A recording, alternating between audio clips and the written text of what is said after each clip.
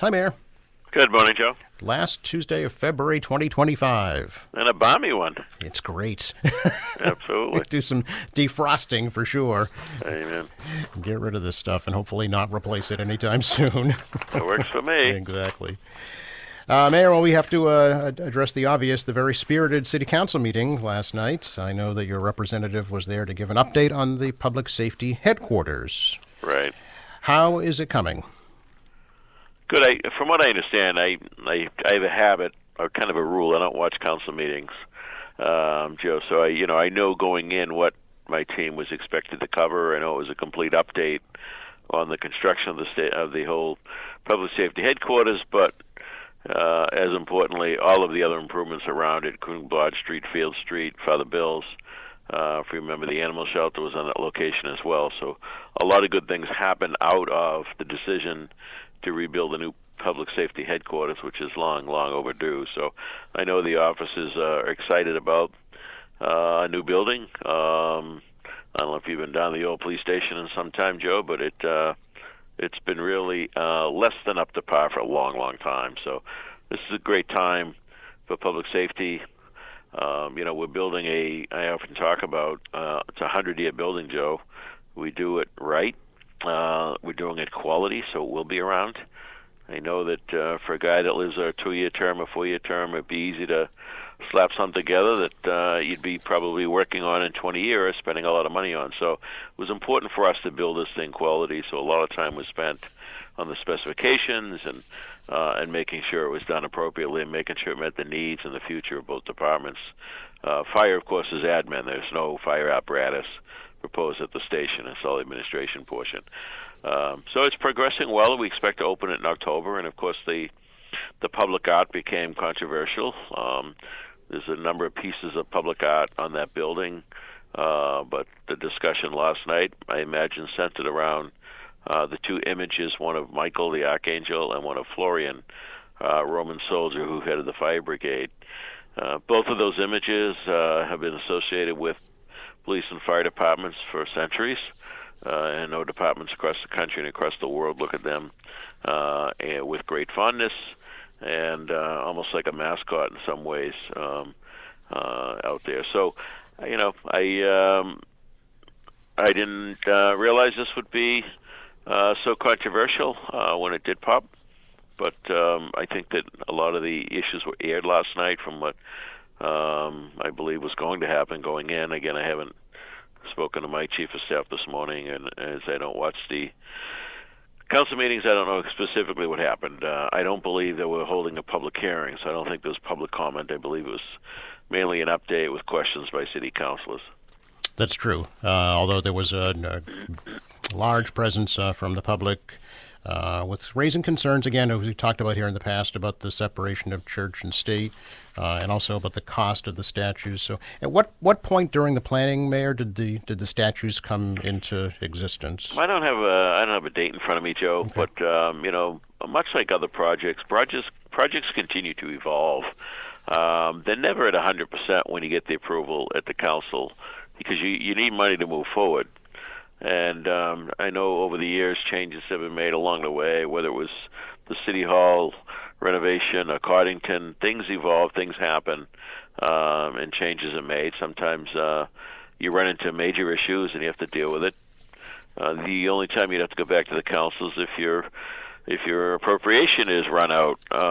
So they deal with the bottom line budget, and yes, they did discuss the overall plan, because I do remember there was some criticism on the roof.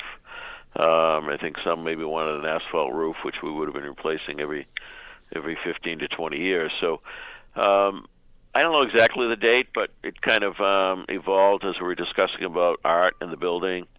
What has got a little fanfare is beautiful new light fixtures is going to be put on the front of the building as well.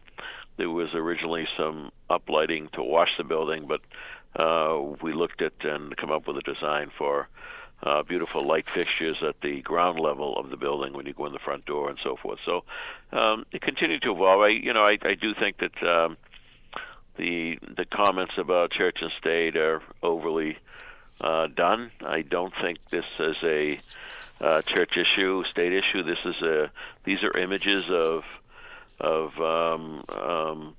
Michael and Florian that are held in very high regard for both the police and fire service for centuries. Michael is in the Quran. He's in certainly in Judaism and certainly in Christianity. As I said, Florian was a Roman soldier who was in the fire brigade. The church doesn't own these guys. The Catholic Church happened to make saints of Florian. Michael was a archangel in the Old Testament long before Christianity was spawned. So I think it's overreaction, quite honestly, but I respect people's opinion. I appreciate their thoughts and insight.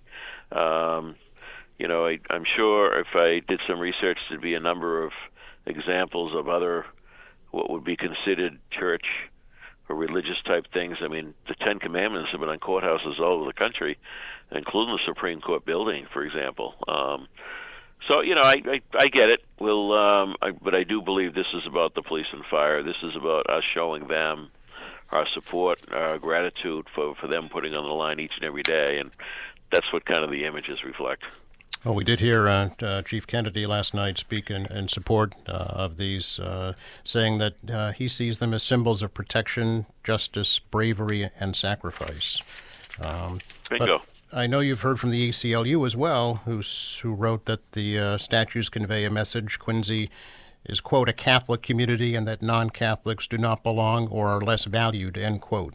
How do you respond to that? Well, I don't hold ACLU in much regard, and in my high regard. So I think it's just a crazy letter sent without understanding the whole situation.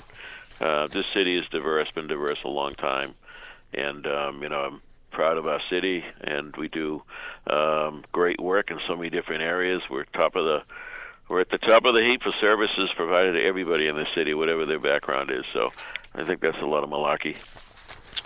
Also curious, Mayor, about the votes last night for the New Squantum School, and these votes were already taken, is that right? Why were they needed again? Yeah, my understanding is the bond council wanted to tweak the language to make sure they had it in complete, correct legal form. Okay. They just want to make that correction to have it on the record. Sometimes they call it Scribner's error, but in this case it's a little more than that because they wanted a confirmatory vote.